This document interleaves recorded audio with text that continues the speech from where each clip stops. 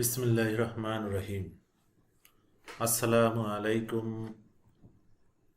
জাহাঙ্গীর আলম পল্লী উন্নয়ন academy laboratory school and college, Bogura. একাদশ ও দ্বাদশ শ্রেণীর শিক্ষার্থীদের তোমাদের আবার হিসাব বিজ্ঞান ক্লাসে স্বাগতম জানাচ্ছি। আজকে তোমাদের এই অধ্যায়ের শেষ লেকচার দিয়ে শেষ করব। এই অধ্যায়ের উপরে আজকে আমরা আলোচনা করছি, অর্থাৎ নগদ প্রবাহ বিবরণীর বহু নির্বাচনী প্রশ্ন নিয়ে আজকে আমরা আলোচনা করব। তোমরা জানো যে প্রতিটি ক্লাসে, সৃজনশীল ক্লাসের শেষে আমরা ওই অধ্যায়ের বহু নির্বাচনী সম্ভাব্য প্রশ্ন নিয়ে আমরা আলোচনা করি।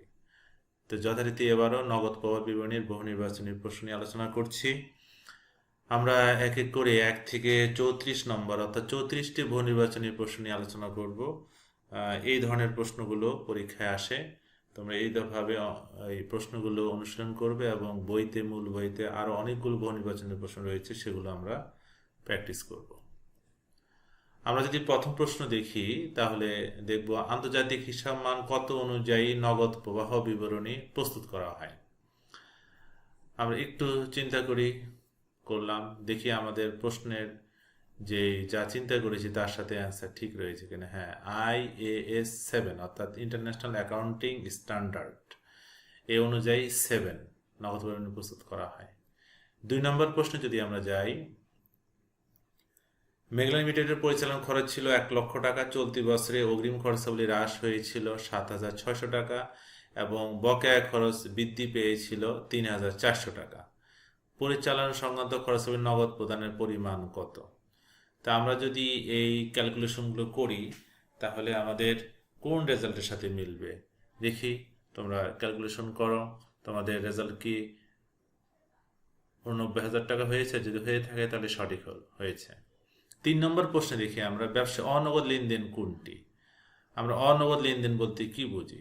যে নগদ অর্থের আদান প্রদান হয় না। তাহলে দেখা যাক, অবচয় হলো অনগদ লেনদেনের একটি বৈশিষ্ট্য বা অনগদ লেনদেন। 4 নম্বরে যদি দেখি, পরোক্ষ পদ্ধতি মোতাবেক কোনটি পরিচালন কার্যক্রমের দফা নয়? আমরা এখানে 4টি অপশন তোমাদের সামনে দিলাম, একটু আমরা চিন্তা করার পরে দেখি আমাদের উত্তরের সাথে মিল রয়েছে কিনা। দীর্ঘমেয়াদী বন্ডে হ্রাস বৃদ্ধি। আমরা যদি 5 নম্বর প্রশ্নে যাই তাহলে দেখব যে অনগদ ব্যয় হলো কোনটি? অর্থাৎ এটা বহুপদী সমাপ্তিসূচক প্রশ্ন, এক বা একাধিক প্রশ্নের অ্যান্সার হতে পারে। তাহলে আমরা দেখি সঠিক অ্যান্সার কোনটি। 1 এবং 2 অর্থাৎ সম্পত্তির অবচয় খরচ এবং সুনামের অবলোকন খরচ। নগদ প্রবাহ বিবরণীতে অর্থের আগমন ও নির্গমন সংক্রান্ত কার্যাবলী কয়টি শ্রেণীতে ভাগ করা যায়? আমরা দেখব এটি 3টি শ্রেণীতে ভাগ করা যায়। শেয়ার হোল্ডারগণের নগদ লভ্যাংশ প্রদান নগদ বিবরণী কোন শ্রেণীর কার্যাবলী? পরিচালন, বিনিয়োগ, অপরিচালন কার্যক্রম, অর্থায়ন কার্যক্রম। আমরা দেখি ঠিক আছে কিনা। হ্যাঁ, অর্থায়ন কার্যক্রম। আমরা যদি 8 নম্বর প্রশ্নে যাই, নগদ প্রবাহ বিবরণী কি? অর্থাৎ এটা বহুপদী সমাপ্তিসূচক প্রশ্নে যদি অনুসরণ করি দেখব নিচের কোনটি সঠিক। আমরা একটু চিন্তা করার পর দেখি চিন্তার সাথে আমাদের অ্যান্সার ঠিক হয়েছে কিনা। ক অর্থাৎ 1 এবং 3 নগদ অবস্থা মূল্যায়ন করে, নিট নগদ পরিবর্তন প্রকাশ করে। আমরা যদি 9 নম্বর প্রশ্নে যাই, একটি উদ্দীপক রয়েছে ছোট। এই উদ্দীপক অনুযায়ী এর পরিচালনা কার্যক্রম হতে নগদ প্রবাহের পরিমাণ কত? তুমি নিশ্চয়ই ক্যালকুলেশন শুরু করে দিয়েছো তোমার সূত্র অনুযায়ী। এখন মিলিয়ে দেখো যে তোমার অ্যান্সারটি 11,000 টাকা হয়েছে কিনা।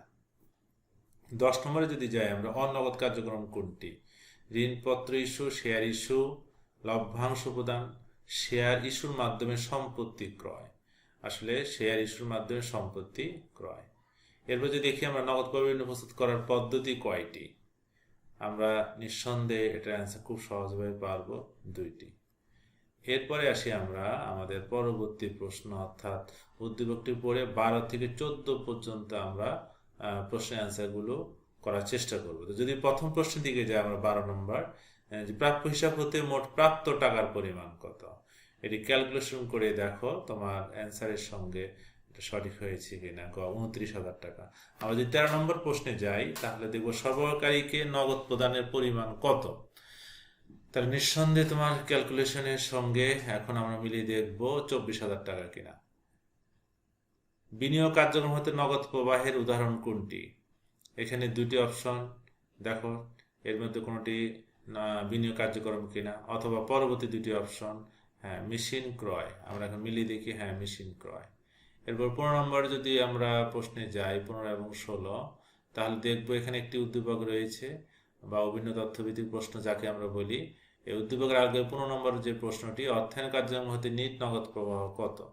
আমরা ক্যালকুলেশন করার পরে আমাদের দেখি অ্যান্সারটি সঠিক হয়েছে কিনা, 1,90,000। আমরা যদি 16 নম্বর প্রশ্নে যাই, পরিচালন কার্যক্রম হতে নিট নগদ প্রবাহ কত। এখানে আমরা যদি যাই তাহলে পাবো 20,000 টাকা। পরবর্তী প্রশ্নে যদি আমরা যাই, পরিচালন কার্যক্রম উদাহরণ হচ্ছে কোনটি। পরিচালন কার্যক্রম অবচয় ধার্য প্রাপ্য হিসাব বৃদ্ধি, অর্থাৎ 1 এবং 2 হবে। আমরা দেখি অ্যান্সারটি সঠিক হয়েছে কিনা, হ্যাঁ 1 এবং 2। এরপর যদি আমরা 18 নম্বর প্রশ্নে যাই, নিচের কোনটি থেকে একটি ব্যবসা প্রতিষ্ঠান নগদ অর্থের আগমন ও নির্গমন সম্পর্কে জানা যায়। এটি খুব সহজ প্রশ্ন, আমরা বলতে পারি যে নগদ প্রবাহ বিভিন্ন মাধ্যমে নগদ অর্থের আগমন নির্গমন জানা যায়। এরপরে যদি আমরা পরবর্তী প্রশ্নে যাই, তাহলে 19 নম্বর প্রশ্নে পাবো যে নিচের কোনটি বিনিয়োগ সম্পর্কিত নগদ প্রবাহ। বিনিয়োগ সম্পর্কিত, তাহলে আমরা পাবো আসবাবপত্র ক্রয়। উদ্দীপকটি পরে 20 এবং 21 নম্বর প্রশ্ন উত্তর আমরা দেওয়ার চেষ্টা করব। উদ্দীপক শেষ এবং প্রথম প্রশ্ন 20 নম্বর প্রশ্ন, হাসান ব্রাদার্সের মজুত পণ্যের নগদ প্রবাহ ঘটে, প্রাপ্য হিসাব নগদ আন্তঃপ্রবাহ হয় এবং প্রতি হিসাব নগদ আন্তঃপ্রবাহ হয়। তো সঠিক অ্যান্সার কোনটি?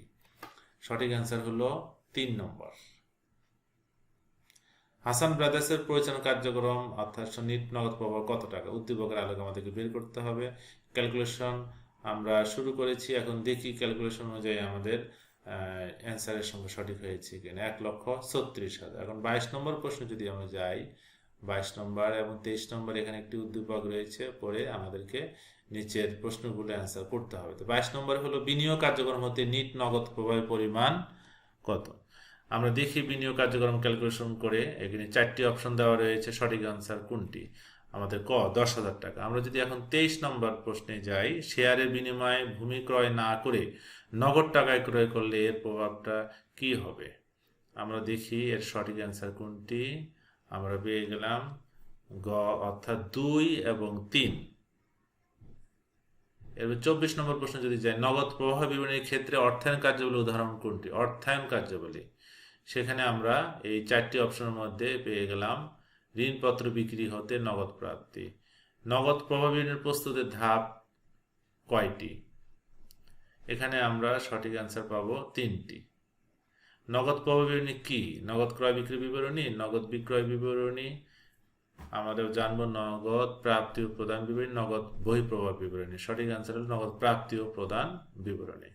আমরা যদি 27 নম্বর প্রশ্নে যাই, এই উদ্দীপকটি পড়ে আমরা নিচের প্রশ্ন যে লেখা আছে, ক্রেতাগণের কাছ থেকে নগদ গ্রহণের পরিমাণ কত। আমরা ক্যালকুলেশন করার পরে মিলিয়ে দেখব আমাদের অ্যান্সারটি সঠিক হয়েছে কিনা, 3,20,000 টাকা। 28 নম্বর প্রশ্নে যদি যাই, আমরা নিম্নোক্ত কোন দফা বা দফাসমূহ অনগদ লেনদেন। আমরা এখানে দেখে বলতে পারবো সঠিক অ্যান্সার কোনটি, অর্থাৎ 1, 2, 3, 3টি হলো অনগদ লেনদেনের উদাহরণ। এরপরে যদি 29 নম্বর অঙ্কে যাই আমরা প্রশ্নে, লভ্যাংশ প্রদান, শেয়ার ইস্যু, ঋণপত্র ইস্যু, ঋণপত্র পরিশোধ ইত্যাদি নগদ প্রবাহ বিবরণী কোন কার্যাবলীতে অন্তর্ভুক্ত হয়। এটি খুবই সহজে আমরা বলতে পারি যে এটি হলো আমাদের আর্থিক কার্যক্রমের অন্তর্ভুক্ত হয়। 30 নম্বর প্রশ্ন যদি যাই আমরা, যে প্রদেয় বিল পরিশোধ করলে নগদ প্রবাহ বিবরণী কোন অংশে প্রভাবিত হয়। এটি হলো আমাদের পরিচালন কার্যক্রম, বিনিয়োগ কার্যক্রম, আয় ব্যয় কার্যক্রম, আর্থিক কার্যক্রম। আমরা দেখি এখন এটি আমাদের পরিচালন কার্যক্রম। আমরা যদি 31 নম্বর প্রশ্নে আসি, পরোক্ষ পদ্ধতিতে নগদ প্রবাহ বিবরণী প্রস্তুত করতে কয়টি ধাপ অনুসরণ করা হয়। আমরা পাবো এখানে 3টি ধাপ অনুসরণ করা হয়। আমরা 32 নম্বর প্রশ্নে চলে গেলাম, বিনিয়োগ সংক্রান্ত নগদ প্রবাহ কোনটি। বিনিয়োগ সম্পর্কিত, এখানে আমরা বলবো স্থায়ী সম্পদ ক্রয় ও বিক্রয়। এটি হলো সঠিক আনসার। 33 নম্বরে যদি যাই আমরা, পরিচালন কার্যক্রম হতে নগদ প্রবাহ বিবরণীতে নিচের কোনটি অন্তর্ভুক্ত হয় না। শেয়ার ইস্যু, চলতি সম্পত্তি হ্রাস, চলতি দায় হ্রাস, অবচয়। আমরা এখন দেখি সঠিক অ্যান্সার হলো শেয়ার ইস্যু, কারণ এটি হলো অর্থায়ন কার্যক্রম সম্পর্কিত।